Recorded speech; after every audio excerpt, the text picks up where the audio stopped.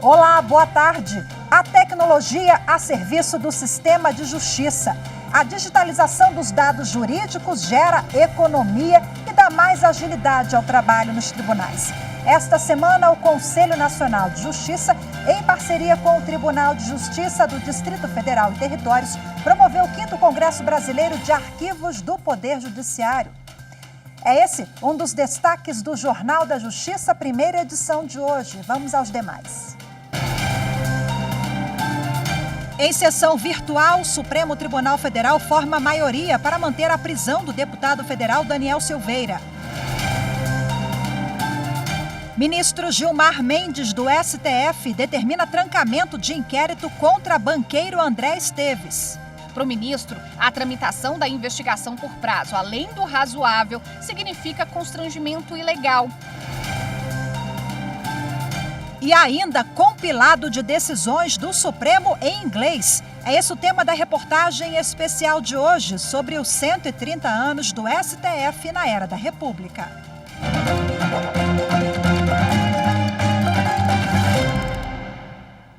O plenário do Supremo Tribunal Federal formou maioria para manter a prisão preventiva do deputado federal Daniel Silveira. Os ministros analisam em plenário virtual um recurso apresentado pela defesa do parlamentar. No recurso, Daniel Silveira alegou que não teve direito à ampla defesa e reiterou o pedido de habeas corpus. O deputado foi denunciado pelo Ministério Público e responde por grave ameaça e por incitar animosidade entre o Supremo Tribunal Federal e as Forças Armadas. Ele chegou a ficar em prisão domiciliar com tornozeleira eletrônica, mas voltou para a prisão depois de cometer mais de 30 violações. Entre elas, romper o lacre do equipamento. A Procuradoria-Geral da República deu parecer recomendando a manutenção da prisão preventiva. O relator, ministro Luiz Roberto Barroso, ressaltou que o pedido de habeas corpus não apresentou nenhum fato novo ao processo. Outros 5 ministros acompanharam o entendimento. O ministro Gilmar Mendes, do Supremo Tribunal Federal, determinou o trancamento da investigação contra o banqueiro André Esteves. O inquérito apura o suposto pagamento de propina na celebração de contratos com a BR Distribuidora. A defesa de André Esteves pediu o trancamento do inquérito, alegando excesso de prazo das investigações e a ausência de elementos mínimos de autoria e materialidade delitiva.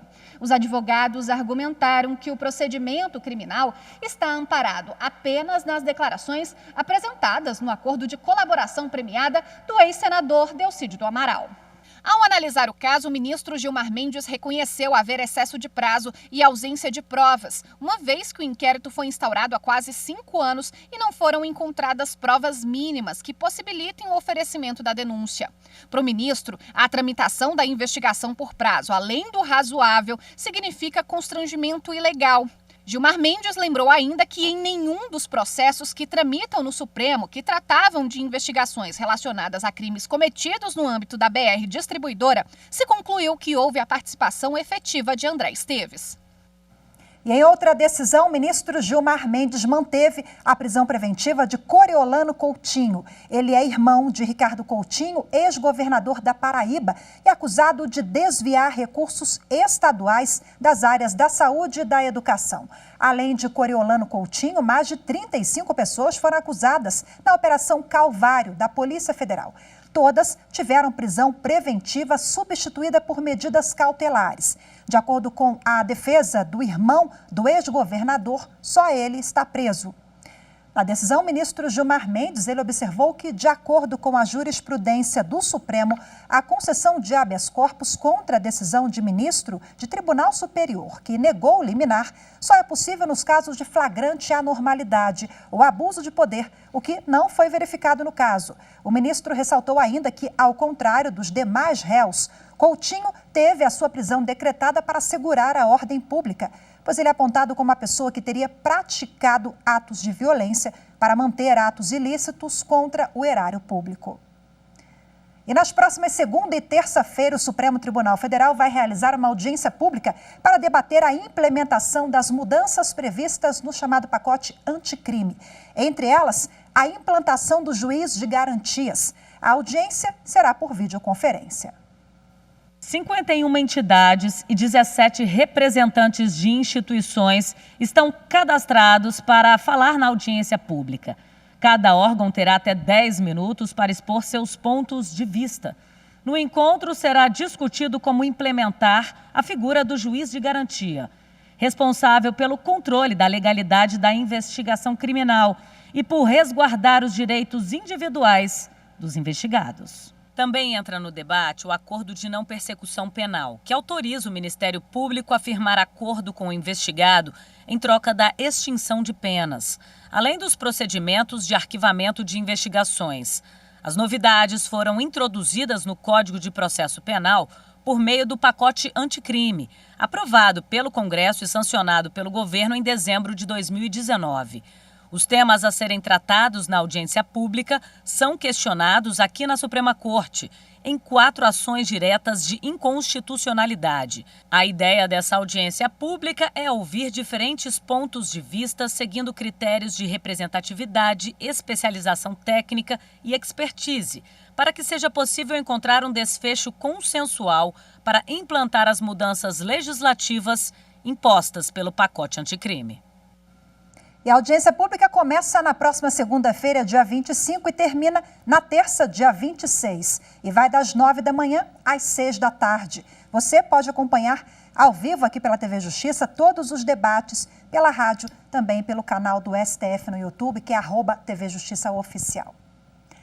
A segunda turma do Superior Tribunal de Justiça determinou que a Justiça em Sorocaba informe à Defensoria Pública do Estado de São Paulo todas as medidas de segurança que estejam em andamento contra pessoas com deficiência. O colegiado determinou que a Corregedoria dos Presídios de Sorocaba forneça à Defensoria Pública de São Paulo a relação dos processos da comarca em que tem havido a aplicação de medidas de segurança contra pessoas com deficiência, informando os respectivos dados cadastrais e os locais de cumprimento das medidas. O pedido tem o objetivo de dar condições à Defensoria de fiscalizar o atendimento da resolução conjunta do Conselho Nacional de Justiça e do Conselho Nacional do Ministério Público, que determina a revisão anual da legalidade da manutenção de prisões, internações de adolescentes e medidas de segurança. O Tribunal de Justiça de São Paulo denegou o mandado de segurança impetrado pela Defensoria. Segundo a Corte, todos os processos estavam à disposição dos defensores públicos, que poderiam fazer o levantamento por seus próprios meios. No recurso ordinário ao STJ, a Defensoria apontou irregularidades na aplicação das medidas de segurança, como a remessa tardia dos autos para análise de cessação de periculosidade e a continuidade do trâmite de processo, cuja medida de segurança já havia sido objeto de indulto. O ministro Og Fernandes, relator do recurso ordinário, afirmou que, apesar da existência da resolução conjunta do CNJ e do CNMP há mais de 10 anos, aparentemente ainda não existe em Sorocaba uma relação das medidas de segurança em cumprimento, situação que não pode perdurar. O ministro destacou ainda que a Convenção de Nova York sobre pessoas com deficiência impõe aos Estados-membros a coleta de dados e informações para a promoção de políticas adequadas a essa população, nas quais se inclui a proteção judicial no âmbito das medidas de segurança. Seguindo o voto do relator por unanimidade, a segunda turma, entre outras coisas, deu provimento ao recurso ordinário da Defensoria Pública do Estado de São Paulo e deu o prazo de 1 ano para que seja entregue à Defensoria a lista dos processos com medidas de segurança em andamento e de 180 dias para a apresentação do rol dos processos que envolvem pessoas idosas submetidas a medidas de segurança há mais de 5 anos. As sessões de julgamento presenciais do Superior Tribunal de Justiça serão retomadas no início do próximo semestre forense, em fevereiro de 2022. De acordo com a decisão do Pleno, o ministro que não puder comparecer à sessão presencial poderá excepcionalmente participar de forma virtual, o que ocorrerá também com os advogados e membros do Ministério Público. E na mesma sessão que definiu o retorno das atividades presenciais no STJ, o Pleno aprovou ainda a data da sessão destinada à formação das listas para a escolha dos novos ministros do tribunal. Será no dia 23 de fevereiro do próximo ano. Os procedimentos de inscrição dos candidatos começam em novembro. As vagas na composição do STJ são reservadas a desembargadores federais e foram abertas com a aposentadoria dos ministros Napoleão Nunes Maia Filho e Nefe Cordeiro. Após a escolha dos candidatos, as listas serão enviadas ao presidente da República, a quem cabe fazer a indicação de um nome ao Senado para a sabatina. E você vai ver a seguir: gestão e preservação das informações do Poder Judiciário são discutidos em um congresso realizado pelo Conselho Nacional de Justiça. As informações daqui a pouco, eu volto já.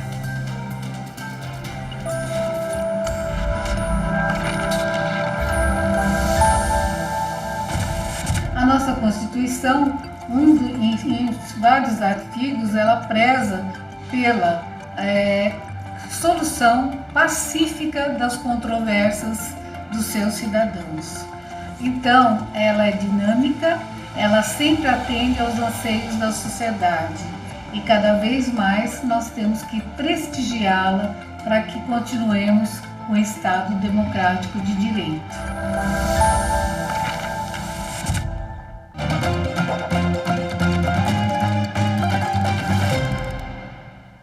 Termina hoje o 5º Congresso Brasileiro de Arquivos do Poder Judiciário, promovido pelo Conselho Nacional de Justiça, em parceria com o Tribunal de Justiça do Distrito Federal. O evento, além de tratar da importância da digitalização de dados jurídicos, celebra o Dia do Arquivista.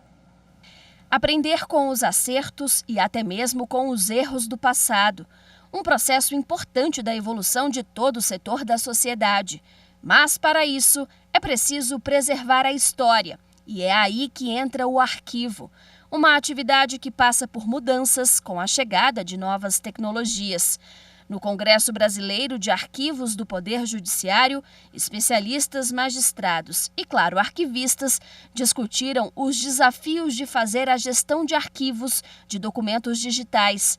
O ministro Maurício Godinho Delgado, do Tribunal Superior do Trabalho, destacou o uso da tecnologia entre os principais desafios enfrentados na questão do tratamento de dados. Nós sabemos que as inovações tecnológicas em todas as áreas, e particularmente nessa área, são muito crescentes e são muitas vezes de difícil compreensão. O representante do Conselho Nacional de Justiça, conselheiro Mário Guerreiro, falou da importância da digitalização de documentos, principalmente na pandemia. Vejam como a gestão arquivística do Poder Judiciário está intimamente ligada com o próprio funcionamento do Poder Judiciário, o próprio acesso à justiça.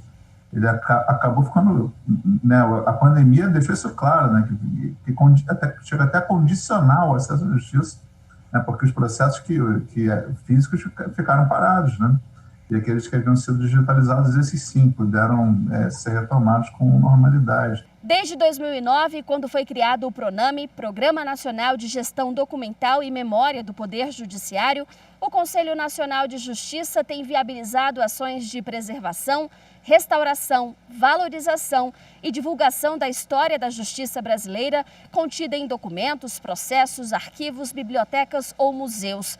O Congresso busca ainda promover a integração entre a sociedade e os órgãos do Poder Judiciário responsáveis pela gestão da informação. E para detalhar o assunto, eu converso agora com o juiz do Tribunal de Justiça do Distrito Federal dos Territórios, Edilson Enedino, que é integrante do Comitê Gestor do PRONAME, que é o Programa Nacional de Gestão Documental e Memória do Poder Judiciário do CNJ. Olá, seja muito bem-vindo. Boa tarde. Boa tarde, Rafaela. Estamos aqui à disposição para trocar uma ideia sobre esse assunto tão importante que é arquivo e memória dentro do Poder Judiciário. Pois é, preservar a história é preservar a própria identidade, né? No âmbito do Poder Judiciário, qual é essa importância? Bem, o Poder Judiciário todo o tempo está interagindo com a sociedade e normalmente em momentos difíceis, né? Ele é procurado na hora que se tem um problema grave. E o Poder Judiciário, ao longo do tempo, vai resolvendo esses problemas e consolidando soluções na sua jurisprudência. E essas soluções estão gravadas dentro de processos e nós tivemos a preocupação agora de estarmos guardando essa história justamente para que, nessa construção, interação com a sociedade, cada vez o Poder Judiciário tenha como, na sua história passada, nos julgados que já foram feitos, nos autos que foram preservados, temos ali indícios de como encontramos uma solução e podemos dar acesso à pesquisa, dar acesso à volta ao passado, para que as pessoas possam compreender o que aconteceu nos processos. E essa preocupação, não só de guardar esse aspecto, né, dessa construção de conhecimento e inteligência, também passa pela ideia de nós termos preservado aí a documentação que servirá para que, em qualquer momento que se questionar qualquer decisão judicial, se possa buscar o lastro do que foi construído, de como se chegou às conclusões que se chegou, e esse documento está preservado de maneira que possa trazer confiabilidade e também não seja destruído, seja pelo tempo ou até por ataque, no caso agora da memória digital, né? Ataque hacker ou coisa semelhante. A preocupação é preservar a história, não só com o seu valor primário para o Poder Judiciário, que é a história da prova dos autos, mas também com o seu valor secundário, que é o mais importante para a história, que é justamente o fato histórico em si, que vai contribuir para que a sociedade tenha ali elementos para reconstruir ou identificar como a história foi feita com os seus elementos daquele momento histórico, daquele momento em que o processo tramitou. Bom, termina hoje o 5º Congresso Brasileiro de Arquivos do Poder Judiciário, em parceria com o CNJ, em parceria do CNJ e o TJDFT. Queria que o senhor falasse para a gente quais os destaques do que foi discutido até aqui. Hoje continua à tarde, né? Balanço positivo? Bem, o balanço é muito positivo porque os nossos palestrantes trouxeram dados, elementos para trazer, vamos dizer assim, uma informação técnica apontando para o aprimoramento do arquivo. A discussão hoje sobre arquivamento, sobre a memória, ela é muito, vamos dizer assim, dinâmica, uma vez que nós estamos mudando todo o suporte de arquivo. A gente sai do suporte físico, que são os autos em papel, e passa para o suporte eletrônico, e nessa passagem, os próprios arquivistas, as pessoas que lidam diretamente com esse material, todo o tempo tem que estar se informando, porque nós não queremos perder aquilo que é importante e queremos guardar bem guardado. E queremos guardar de uma maneira que isso não possa ser violado. Quando a gente passa do suporte físico para o suporte digital, a gente não tem a segurança absoluta de que aqueles documentos não vão ser alterados como poderiam ser alterados no suporte físico. E os palestrantes trouxeram muito bem essa preocupação, a ideia de que seria necessário a gente ter um corpo técnico de arquivistas em todos os órgãos públicos para que a gente possa fazer essa construção de uma forma bem rica e bem a preservar mesmo aquilo que é importante para a memória. As questões orçamentárias foram tratadas, as questões de eventual invasão dos documentos na plataforma digital, tudo isso foi trazido. Havia uma preocupação que não existia anteriormente, quando nós começamos o programa, que era a preocupação com a digitalização de documentos. No passado, nós estamos digitalizando, boa parte está digitalizado, e agora o novo já são documentos digitais, os processos já são eletrônicos. Agora, o fato de ser um processo eletrônico não afasta a ideia de você ter que arquivar. A gente imagina que arquivo é algo que você pode estar deixando aberto todo o tempo. Então, pelo contrário, o arquivo você guarda e guarda bem guardado. Então, além da informação digital, você tem que ter um arquivo que possa preservar essa informação. E o Congresso trouxe essas preocupações. Doutor Edilson, e eu sei que incentivou muitos arquivistas. Sim. Para a gente completar aqui, qual é a expectativa para a gente poder colocar tudo isso em prática, mesmo com os desafios? Aliás, o Poder Judiciário já vem colocando em prática muita coisa no sentido de preservação da memória, mas daqui para frente, qual é a expectativa? A expectativa é que a gente consiga, em razão da atuação firme do CNJ, em regulamentar, por meio dos seus provimentos, esse trabalho tanto de arquivo como de digitalização e preservação da memória, unificando os procedimentos, a gente possa racionalizar técnicas em cada órgão do Poder Judiciário, de maneira que fique mais barato e que você possa fazer esse trabalho arrumando a casa de agora em diante com o normativo. Como nós normatizamos agora e criamos um padrão, nós vamos ter agora como exigir ou como coordenar esse trabalho em nível nacional e, posteriormente, aprimorar, porque nunca vamos ter uma técnica perfeita. e os congressos servem para isso, para aprimorar, para racionalizar, e esse ganho nós tivemos já com esse congresso, com novas ideias trazidas, e a retomada do congresso já é uma grande vitória. Tínhamos vários anos sem um congresso, agora o TJ fez, já estamos programando no ano que vem, e vamos ter isso agora como uma constante dentro do Poder Judiciário. Excelente, muito obrigada pela sua entrevista. Doutor Edilson Enedino, aqui juiz do TJDFT. Boa tarde para o senhor. Boa tarde, Rafaela. Bom serviço. E você vai ver a seguir compilado de decisões do Supremo Tribunal Federal em inglês. É o tema da reportagem especial de hoje, que comemora os 130 anos do Supremo Tribunal Federal na era da República. Até já.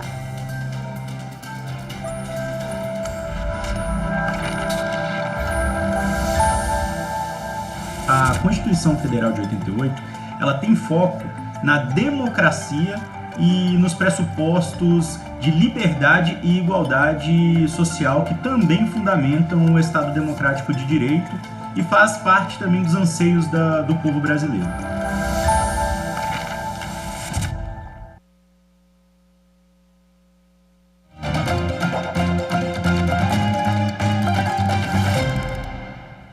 Desde o ano passado, o Supremo Tribunal Federal tem disponibilizado suas decisões em inglês de forma gratuita para diversos países. A coletânea é conhecida como Case Law Compilation.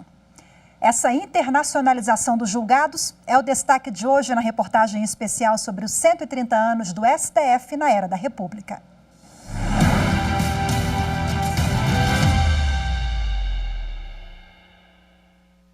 As publicações reúnem temas relevantes que possam impactar no cenário internacional.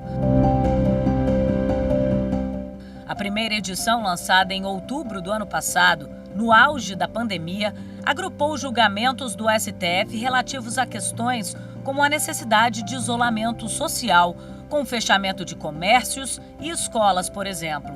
Uma decisão emblemática da Suprema Corte garantiu aos estados, municípios e Distrito Federal a liberdade de adoção de medidas locais para impedir o avanço da Covid-19, sem, por outro lado, excluir a obrigação concorrente do governo federal de lidar com os efeitos da pandemia.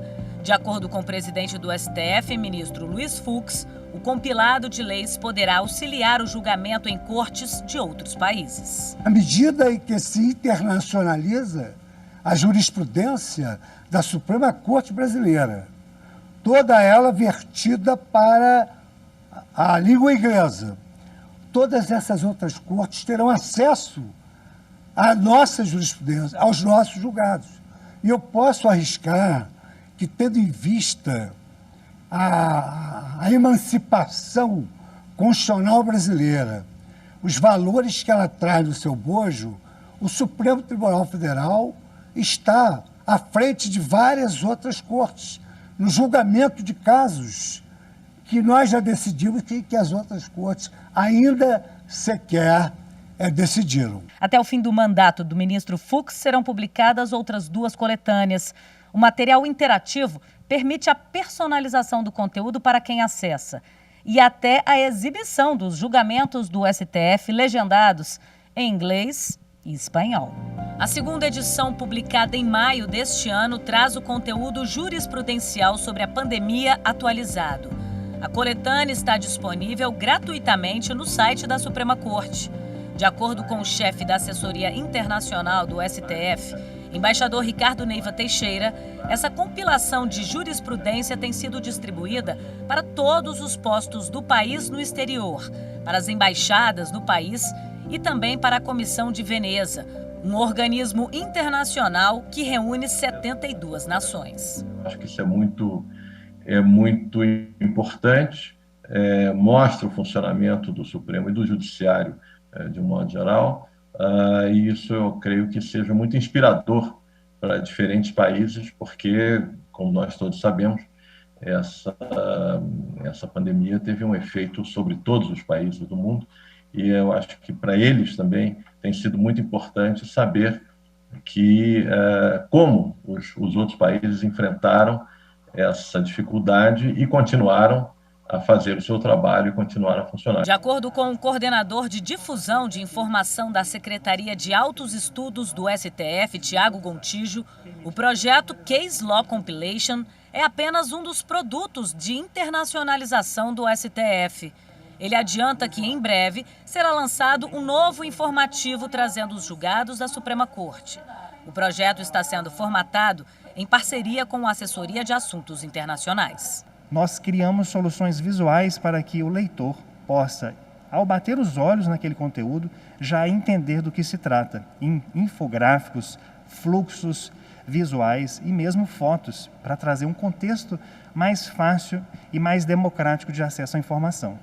E dentro desse projeto, o usuário internacional, mesmo brasileiro interessado em conhecer a jurisprudência em outros idiomas, ele terá acesso ao Case Law, que é a jurisprudência temática, também terá acesso ao STF Bulletin, que é o informativo internacional, e, por fim, uma linha exclusiva chamada Main Decisions, que são os casos notórios que serão selecionados a dedo pela presidência e produzido um conteúdo autoral sobre aquele julgamento. Para este advogado, com a iniciativa, o STF se consolida perante a comunidade jurídica internacional como referência e fonte de pesquisa no meio jurídico. Principalmente porque uma das grandes barreiras que o Supremo Tribunal Federal tem, né, para ficar mais conhecido em relação aos seus precedentes é a própria língua. Livros como Case Law Compilation, eles são muito importantes porque eles superam, né, essa primeira barreira, que é a linguística, e que incitam também, né, que as pessoas tenham mais interesse em conhecer, né, esses precedentes da Suprema Corte.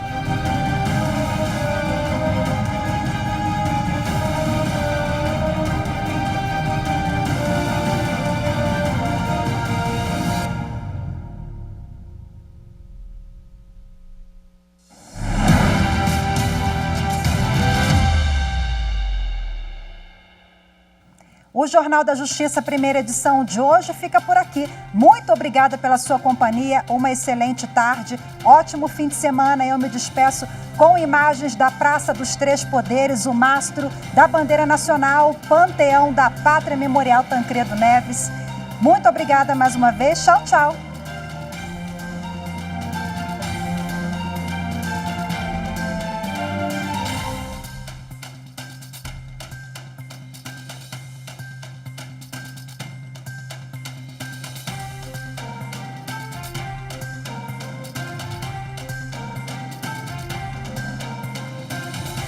Thank you.